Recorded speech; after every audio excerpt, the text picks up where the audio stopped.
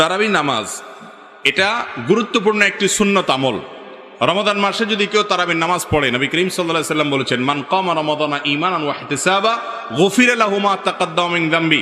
যে ব্যক্তি রমজানের রাতের বেলা দাঁড়িয়ে তারাবির নামাজ আদায় করবে, তার পেছনের সমস্ত গুনাহ খাতা আল্লাহ তাআলা মাফ করে দিবেন। অতএব তারাবি নামাজ পড়তে চেষ্টা করা উচিত। কিন্তু কোনো কারণে যদি কেউ তারাবি নামাজ না পড়েন, তার কারণে তার রোজা হবে না, এমন কোনো কথা পৃথিবীর কোনো আলেম, কোনো ফকি বলেন নাই। অতএব যদি কেউ তারাবি পড়তে নাও পারেন, রোজা তাকে অবশ্যই রাখতে হবে। তারাবি মিস হলে গুনাহ হবে না, বড় গুনাহ কবিরা গুনাহ হবে না, কিন্তু রমজানের রোজা মিস হলে কবিরা গুনাহ হবে। অতএব তারাবি নামাজ এটা আমাদের আদায় করা উচিত। এটা যদি ছুটে যায় কোনো কারণে, হঠাৎ কোনো একদিন একা একা পড়ে নেব। আর যদি অসুস্থতার কারণে শরীর খারাপ লাগে, পড়লামই না, একদিন বাদ দিলাম হঠাৎ করে, তাহলে ইনশাআল্লাহ বড় কোনো গুনাহ হবে না। বা কিন্তু অলসতা করে যদি আমি বাদ দেই, তাহলে সেটা অবশ্যই ক্ষতির কারণ।